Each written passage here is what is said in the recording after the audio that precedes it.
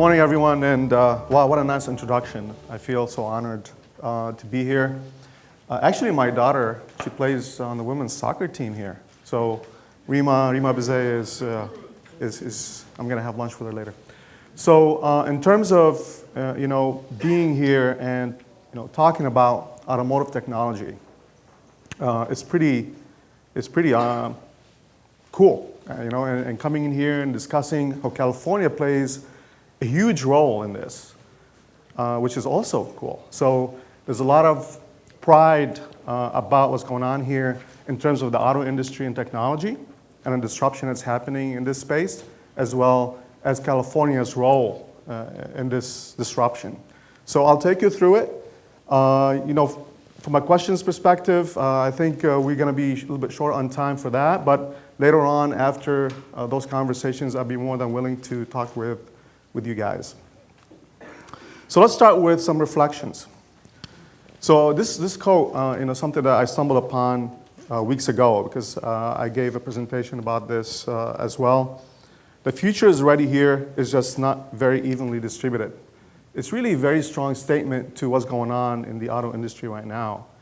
And it's something to ponder, is that this is not far off where we're headed in our next disruption when it comes to automotive technology. So we've always been aspiring as Americans, right? We've always had this love affair with the car, basically all the way from the early 1900s, in which essentially we led the world in the auto industry, and in terms of the mass production and what happened there, and as well as the love affair throughout the decades and years with the car and what it does, what it means. So back in 1954, this is a magazine that talked about self-driving cars or autonomous cars. There's been a dream of dreamers almost since the automobile was invented, and they talked about the possibility of a car being self-driven. And right there I have the November 2015 edition, this is an actual and real Kia Soul that we showed at CES, which is the Consumer Electronics Show in Vegas that happens every year, showing our autonomous vehicle capability. So the dream is actually starting to materialize, and the dream is starting to happen. But let's do a little bit of a history lesson. And history is always something that we always visit in order to ponder our future. So 5,000 years ago, somebody invented the wheel. So maybe even earlier than that, but the earliest they could find something related to a wheel was about 5,000 years old. So since we're in school, we need to talk about theory. So I have a theory of my own, and I call this mobility theory of disruption. So back in time, when the first ancestors were on this earth, people roamed and walked the land. They gathered, they hunted, they walked. And then, 5,000 years ago, somebody invented the wheel.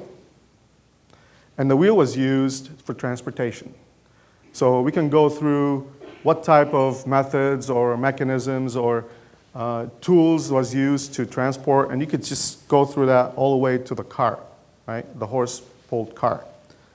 And about 100 years ago, and that took thousands of years to happen, and about 100 years ago, the combustion engine was invented to pull a car. So the horse pretty much was put back in the stable, and now we're in the method of pulling the car through an engine. So there's a third disruption that is happening, and it's the autonomous self-driving vehicle. So I equate what's happening today and what's going to happen in the next few years as an equivalent to what happened 100 years ago, in which the method of transportation was totally disrupted. People moved away from horse, cart movement to self-driving cars in which an engine was placed. Of course, self-driving meaning it doesn't need an animal to pull it. So it took, millions of years to get to the wheel. It took thousands of years to get to the engine. It took 100 years to get to the self-driving full autonomous vehicle. My expectation is the next disruption probably happen in a decade, or in decades. So it seems we're moving down this path of continuous disruption, and you never know, maybe the next disruption will happen later on in years. So it's very exciting for a futurist and for a strategist. It's something that you really find very exciting and encouraging to find that the technology aspect is always going to be rolling.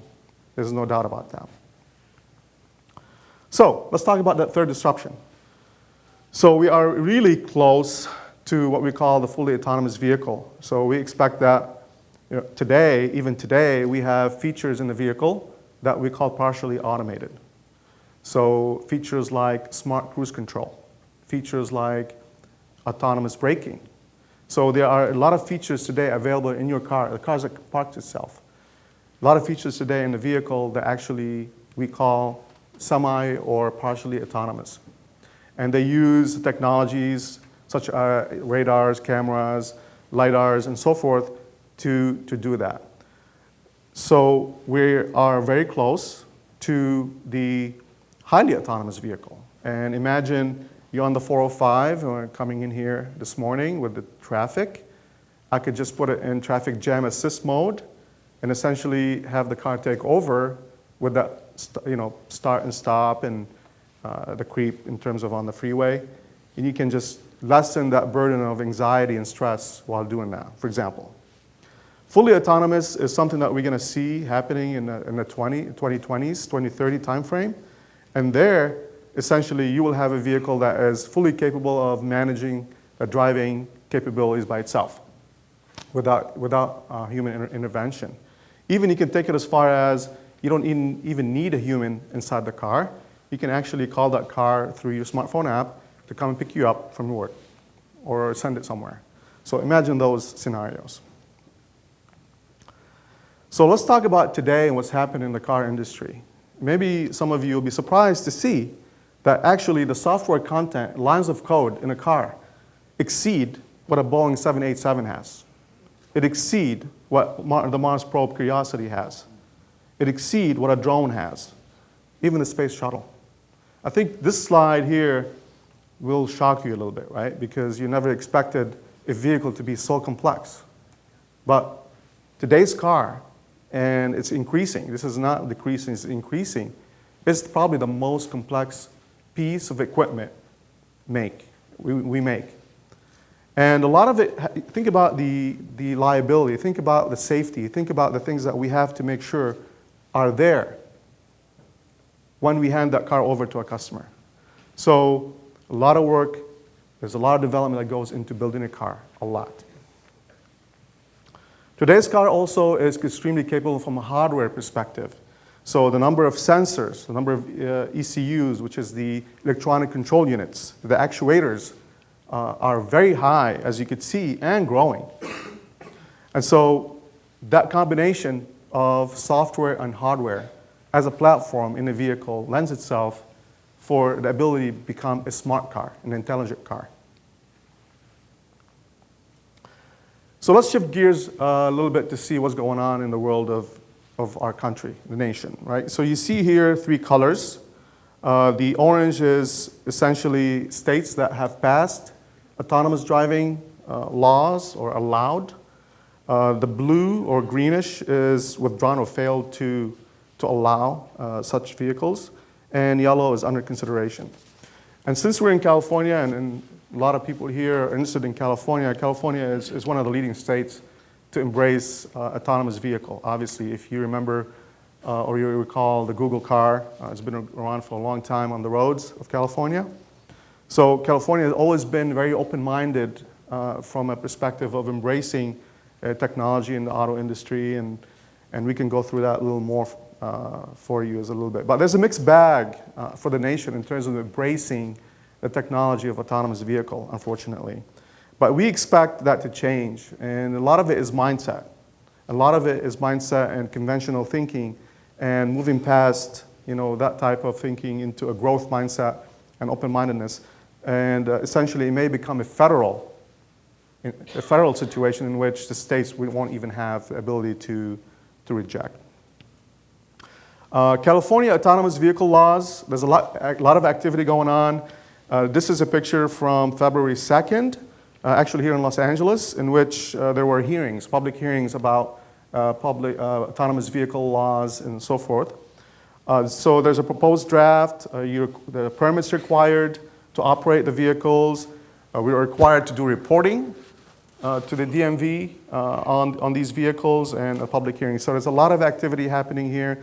I don't want to paint a rosy picture that everything is resolved. There's a lot of questions. There's a lot of activity on the political side to make sure that when these vehicles hit the roads, what does it mean from a public perspective, the safety aspect, and so forth. So there's a lot of good work going on, and it's tough, it's arduous, but it is required. How does California fit into, from a migration perspective of technology, and how does California fit the West Coast in general in terms of what's happening in our nation? We see here, this is from a moving company, I think it's Allied. Basically what they say here is that there's a lot of activity happening or migration happening towards California and the West Coast. And a lot of it is coming from the Midwest. And as you know, the Midwest has always been a hotbed of the auto industry. Detroit was once upon a time the automotive capital of the world, right? But what's happening here is very interesting. And what's happening here is we see a huge migration, and not just from the Midwest, but also from a global perspective, companies outside of the US, Europeans, for example, and Asians, who are building a lot of R&D centers in Silicon Valley. So there's a lot happening there. And there's a good reason for that. And you may ask why this is happening. Why this migration of traditional automotive R&D centers are all flocking and building and basically putting a strong base in Silicon Valley? And the answer is really convergence. And that's really very important to know. What does it mean when we talk about convergence? Convergence is the coming together of all the things happening in the world of digital. So if you talk about the connected home, if you talk about your device, if you talk about all the things that we do outside the car from a digital perspective, all that is coming together into a convergence of transitioning into the mobile world of the car. And therefore, it makes sense to connect all those dots in Silicon Valley, because California is known for innovation. California is known for technology. It's very open and embracing of technology. You look at the stuff that's happening north of here in terms of those companies and the startups and the brain power that's happening. To leverage all that and bring it all together, a lot of the OEMs are finding it's best to have a face and time with those folks that work on things that are non-automotive but will converge into automotive. So that's really an important aspect. And having said that, Southern California plays also a big role in terms of how it fits into the big equation. Southern California and the Internet of Things is a big deal, especially in Orange County and some of the companies there. Internet of Things is pretty big, and it's a hotbed for IoT. So I don't want to just focus on Silicon Valley. California in general, including Orange County and Southern California, are very important to the auto industry. And as you know, Kia headquarters are there as well. So what do we do also from a California perspective? I want to mention that there's a lot of activity that's happening to verify and validate the role of automation in the vehicle. It takes a lot of time, a lot of effort, not just the software development, but also the validation to make sure everything is working properly. And so highlighted in red there is our California Proving Grounds in California City. And so we have a lot of activity there that supports the autonomous vehicle work and validation. That's in California City, in California. Some of the OEM R&D, California-based, so we have Kia in Orange County. We do their telematics, infotainment, and connectivity development, as well as you have a lot of Silicon Valley companies there like Toyota, Ford, Honda, Nissan, Mercedes, Volkswagen, BMW, and GM They have built R&D centers there to support what I mentioned earlier, and there's some of the stuff that they do there from a focus perspective. More on the development side, again, I want to kind of bring you back into how do we get into full autonomy from what we are today. And what I want to paint in this picture is something very simple, is that the components, the recipe for autonomous vehicle is already in the vehicle today. Those sensors, those actuators, those cameras, those radars that support your smart cruise control, that support your autonomous braking capability in your production vehicle today on the road, those are your core components that will enable autonomous vehicle. And all that is needed for autonomous vehicle is more of those sensors, actuators, and ECUs talking to each other. So this whole fusion of these existing infrastructure and platform will take you there. So I want to just emphasize that. We don't want to think about autonomous vehicles like a whole new development. It's something that we need to create new widgets for. The ingredients are already there. It's just taking it to the next level with additional development and refinement. What are the key technologies for automation? Obviously, you need sensory capability. You need to know what's going on around you. You need good recognition. You need to know, not just from a sensory perspective, what things are moving around, but also recognition. Decision and control. Obviously, you have to have the ability to make the robust and correct decision, whether to brake, to turn, or what dynamic driving things you have to do, as well as control. You need communication. And communication is essentially your vehicle-to-vehicle communication or vehicle-to-infrastructure communication. And obviously, good human-machine interface with the driver. What is our mission for this development? Really, essentially, our mission and vision is the smart car should reduce the mundane and risky segment of driving. And that's kind of what we're trying to do and accomplish here. The brand that we are launching our active safety, or what we call ADAS features under, as well as building to the future with autonomous vehicle, is called DriveWise. DriveWise is our brand for this type of technology. And underneath that, you see autonomous emergency braking, lane guidance system, around view monitor, smart cruise control, lane change assist systems. These are features that are existing today. They're our production vehicles today.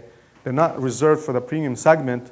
They're being applied across the entire product line, even on the lower cost vehicles. So you're going to see more and more of this strategy happening, not just with us, but with others. So this is really important. So our vision is DriveWise for every vehicle. The next stage for DriveWise is, right now today we have the driver assistance capability, as I mentioned earlier. We want to move into partial automation by 2020. And then we displayed our high automation and conditional automation at CES in January of this year. And we see full automation, as I mentioned earlier or described earlier, as the market by 2030. And again, I want to emphasize the 2030 number as not a technically challenged date, but more of all these things that we have to make sure that are in place before we actually declare a fully autonomous vehicle. And if you think about the time when the cart and the horse were replaced by the car, the cart and the horse replaced by the car, a lot had to happen. Roads had to be built. Traffic lights, traffic laws, traffic signs had to be. So there's a lot that needed to be in place in order for the whole disruption to take place and mass production to take place. So we see the same thing as a lot of time would be required to get there. So in closing, so we believe autonomy and autonomous vehicle as the third disruption.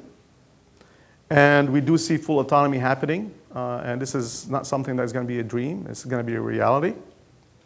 California has a huge role in this from a technology perspective.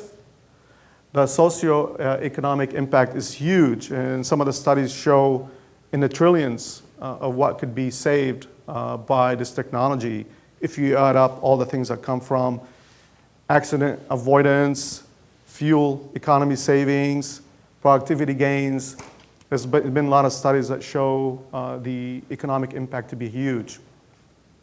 There are definitely challenges. This is not going to be an easy journey or easy road to travel. Obviously, there's a lot of social aspect or barriers that had to be overcome. The fact that handing over the controls to a vehicle may not bode well for somebody's mind. It's psychological in many ways.